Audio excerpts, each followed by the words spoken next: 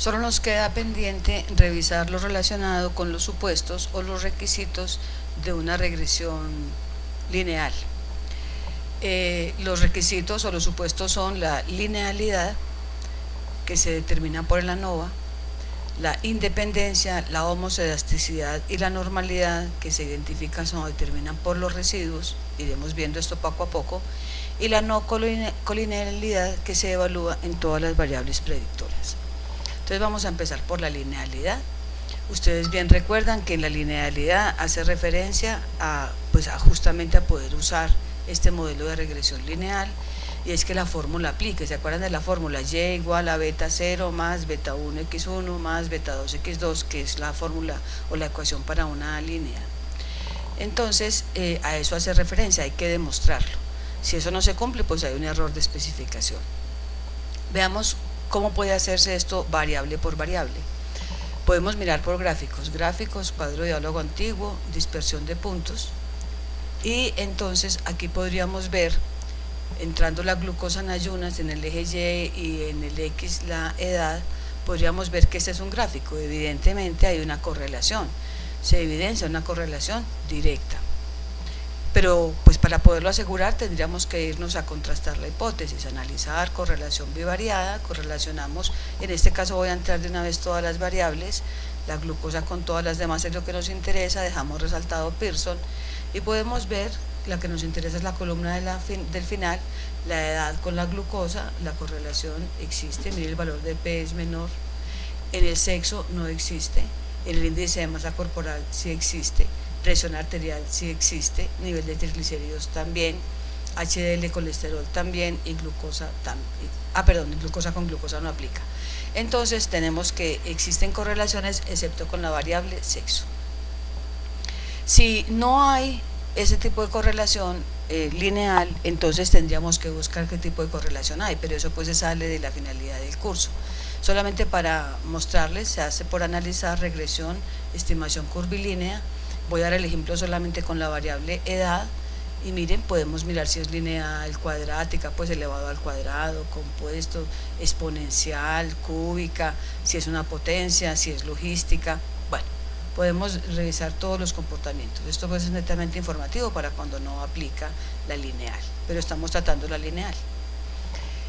Para este caso en el que le pedimos el comportamiento de la variable edad con respecto a la glucosa, pues ustedes podrán notar que tenemos una línea para cada una de ellas y en todas aplica, obviamente con diferentes fórmulas. Bien. Si nosotros entramos esta misma variable de edad en el visor de resultados, además nos va a dar un resumen de modelo y estimación de parámetro, donde podemos verificar por contraste de hipótesis que en efecto la significancia en todos los casos es 0. Es decir, que se puede asumir que se puede usar la fórmula para lineal, para logarítmico, para inverso, cuadrático, cúbico, pero con diferentes fórmulas obviamente. Eso está por fuera del tema, es solamente una aclaración. Volvamos. Entonces, si tenemos nuestra matriz de datos con nuestra variable de desenlace, la glicemia o la glucosa en ayunas, entonces podemos pedir analizar regresión lineal. Entramos la glucosa, vamos a entrar todas las variables porque es simplemente un ejercicio. ¿Y dónde vamos a ver si hay linealidad? En el ANOVA. El ANOVA, esta linealidad es la linealidad de todo el conjunto de las variables, no de cada una. De cada una la haríamos como lo mostré por correlación. Aquí ya la tendríamos global o multivariado y nos está diciendo que en efecto hay linealidad. Para esta linealidad me va a estar mostrando los coeficientes válidos, que serían la edad, el índice de masa corporal, la presión arterial sistólica, el nivel de triglicéridos, y aquí miraríamos la significancia. La edad no aplicaría como tal. Bueno, eso ya ustedes lo saben. Aquí lo que nos interesa es resaltar lo del ANOVA como medida de linealidad. Otra de los supuestos o requisitos es la independencia. Esto se trabaja sobre los residuos. Los residuos entonces son la diferencia entre el valor real y el valor que predice la fórmula. Ya vamos a verlo. Se hace a través del estadístico de Dewey-Watson. Este estadístico oscila entre 0 y 4, y el valor de 2 exactamente es cuando los residuos son totalmente independientes. ¿Y cuánto se tolera? Se tolera entre 1,5 y 2,5 para poder decir que hay independencia. Entonces lo que nos interesa es que nos dé entre 1,5 y 2,5. Veamos. analizar regresión lineal, entramos las variables, ya sabemos. En guardar, vamos a guardar no estandarizados y estandarizados para que nos dé el valor pronosticado y nos dé el residuo. Y podemos ver aquí, esto es el valor real de esta persona fue 126. Si usáramos la fórmula sería 126.32. ¿Cuál es el residuo? Pues 0.32, la diferencia entre estas dos. Esta persona tuvo 99 y si aplicáramos la fórmula, la predicción sería de 100.94, de tal manera que la diferencia es menos 1.94. A eso se refiere el valor de predicción y el valor de los residuos. Bueno, entonces vamos a empezar a analizar correlaciones bivariadas. Estábamos diciendo que en este principio, me devuelvo, en la independencia no puede haber correlación entre el valor que se predice y el residuo. Entonces una forma de hacerlo es esta. Vamos a analizar correlación bivariada, vamos a correlacionar el valor de la predicción con el residuo y vamos a hacerlo a través de correlación de Pearson y vamos a encontrar que en efecto no existe correlación. Miren que el valor de P es grandísimo, entonces queda cumplida la condición de que no haya ese tipo de correlación entre ellos, es decir, que haya independencia. Si lo miramos por acá sería analizar regresión lineal.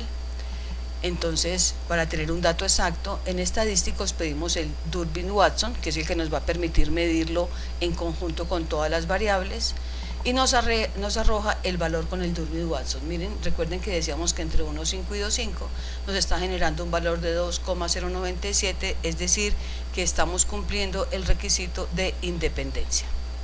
Aquí pues teníamos el de ANOVA, que recuerden que es el de linealidad. El otro requisito es la homocedasticidad, que también se hace con los residuos. El tamaño de los residuos, tiene que ser homocedástica cualquiera sea el grupo que se constituya. Entonces esto lo podemos hacer de la siguiente manera. Nosotros vamos a generar una variable adicional en la que vamos a partir este grupo, esta matriz de datos, esos datos en varios grupos, en un grupo, en dos, en tres, como ustedes quieran, la mitad superior, aleatoriamente, lo que quieran, se generan grupos. Por ejemplo, aquí voy a generar dos grupos, el grupo 1 y el grupo 2, mitad y mitad más o menos. Entonces, cuando yo tengo los grupos, entonces lo que yo necesito determinar es si hay homocedasticidad en esos dos grupos. Entonces, analizar, comparar medias, ANOVA de un factor por si de pronto se entran más grupos, o T para muestras independientes. Voy a entrar el residuo con el factor, el residuo, la variable residuo, que es la diferencia entre el valor esperado y el valor que se obtuvo en la predicción y el valor real. Y aquí voy a entrar esta variable temporal, que es el grupo, ¿cierto? El grupo 1 y el grupo 2. ANOVA de un factor. Y voy a pedir prueba de homogeneidad de las varianzas, ya esto ustedes lo saben hacer, y me va a dar el estadístico del EBN. El estadístico del EBN me está diciendo que la significancia es de 0.892, me quedo con la hipótesis nula, es decir, que existe homocedasticidad. Acabamos de cumplir otro de los requisitos. Sigue la normalidad. Los residuos deben tener comportamiento normal, deben tener una distribución normal con media cero, y se hace con Kolmogorov-Smirnov, ya también ustedes lo saben hacer. Entonces tenemos analizar pruebas no paramétricas, cuadro de diálogo antiguo, KS de una muestra. Ahí vamos a entrar residuo, lo vamos a contrastar con la distribución normal y vamos a obtener nuestra significancia. Punto 2, nos quedamos con la hipótesis nula, y la hipótesis nula dice que tiene distribución normal.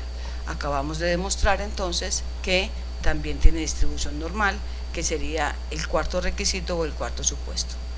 Nos falta solamente el quinto supuesto es el de no colinealidad, es decir, que no existe una relación lineal exacta entre las variables exógenas, no con la endógena, sino entre las exógenas, por ejemplo, edad y triglicéridos, ¿sí?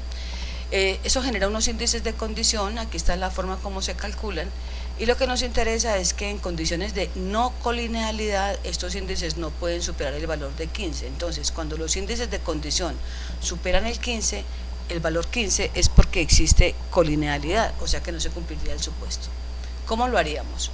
Analizar, regresión, lineal, entramos la glucosa, entramos las demás variables, vamos a pedir que no por introducir todas las variables, sino que la introduce por pasos o escalonada o paso a paso, depende de la versión del SPSS, pues los términos son diferentes. Esta manera de hacerlo por pasos es muy útil porque nos va a permitir de una vez decir, bueno, con 2 variables cómo queda la regresión, con 3, con 4, con 5, y es como si nos agilizara el proceso para la selección de la mejor fórmula posible. Cuando esto sucede, cuando hacemos esto, notarán ustedes que sale un resumen del modelo, donde dice el modelo 1 tiene un R de Pearson de 0.87, un R cuadrado de 0.76 y el R cuadrado ajustado de 0.759. En este primer modelo, o sea en el A, estamos mirando la constante y solo el nivel de triglicéridos. En el segundo modelo, que es B, tenemos la constante, el nivel de triglicéridos y el colesterol, y nos dice que el R que da es 93.6, el R cuadrado 87.7 y el R cuadrado ajustado 87.5, y así sucesivamente. En el último modelo, el E, el quinto, nos habla de que tiene incluido el nivel de triglicéridos, pues además de la constante, el nivel de triglicéridos, el colesterol, la presión arterial, el sexo y el índice de masa corporal. Bueno, eso es lo que es hacerlo por pasos. Cuando se hace intro, solamente sale pues la de todas las variables juntas. Cuando lo hacemos así, también paso por paso, también nos da la ANOVA. Mire, la ANOVA para el modelo 1 es 0. La significancia es 0, el ANOVA para el modelo 2, la significancia es 0, para el modelo 3, es decir, cuando lo hacemos paso a paso nos salen todos los cuadritos, pero diferenciados por cada uno de los modelos para que podamos escoger el modelo que más nos interesa. Lo mismo los coeficientes, aquí están los diferentes modelos y los coeficientes, el beta 0, el beta 1, en este caso el beta 0, beta 1, beta 2, beta 0, beta 1, beta 2, beta 3, nos sale toda la información. Bien. Entonces, para nosotros trabajar la no colinealidad, vamos a ver un ejemplo, analizar correlación bivariada. Vamos a pedir que nos correlacione, porque es que está diciendo que si hay correlación dentro de las variables exógenas, entonces vamos a entrar todas las variables exógenas, entre ellas sin incluir la glucosa, obviamente sin incluir la predicción y el residuo, sino las variables exógenas, y le pedimos Pearson. Notemos aquí que sí tenemos algunas, por ejemplo la presión arterial tiene problemas, la presión arterial tiene correlación con la edad, miren, 0,005, tiene correlación con el sexo, tiene correlación con el índice de masa corporal, tiene correlación con el nivel de triglicéridos y tiene correlación con el HDL, es decir, la presión arterial sistólica es una variable redundante, en tanto está reflejando el comportamiento de otras variables y ella se correlaciona con otras, por ese motivo será una variable que no tendremos en cuenta. Sigamos. Para no tener que hacer pues este trámite así todo a mano, entonces podemos hacerlo por analizar, regresión lineal, entramos la glucosa, entramos todas las independientes, nos vamos por pasos o escalonado, y vamos en estadísticos, vamos a pedir diagnóstico de colinealidad, que es lo que queremos saber. Entonces nos va a decir paso por paso el índice de condición. Les decía que el índice de condición puede ser hasta 15. Entonces, el modelo 1 tiene un índice de condición de 7.2, estamos por debajo de 15. El modelo 2 tiene un índice de condición de 10, perfecto. El modelo 3 ya sobrepasa el 15. Conclusión, nos tendríamos que quedar con el modelo 2 y ya vimos el modelo 2 qué variables incluye. En este modelo 2 tenemos la constante, tenemos los triglicéridos con su beta 1 y tenemos el sexo con su beta 2. Esto es pues un ejemplo simplemente. No podríamos utilizar el tercer modelo porque supera los 15 y generaría colinealidad. Es decir, esto busca encontrar el mínimo número posible de variables con la mayor capacidad predictora. Nos quedamos entonces con el modelo 2, de tal manera que vamos al resumen del modelo y nos damos cuenta que con el modelo 2 tenemos un R cuadrado de 56,2%, es decir, que esa fórmula que estamos generando, que ya ustedes saben, Y igual a beta 0 más beta 1 x1 más beta 2 x2, nos daría en este caso, predice el 52,6% del resultado de la glicemia. Esa es la conclusión de cómo elegir la fórmula después de evitar la colinealidad.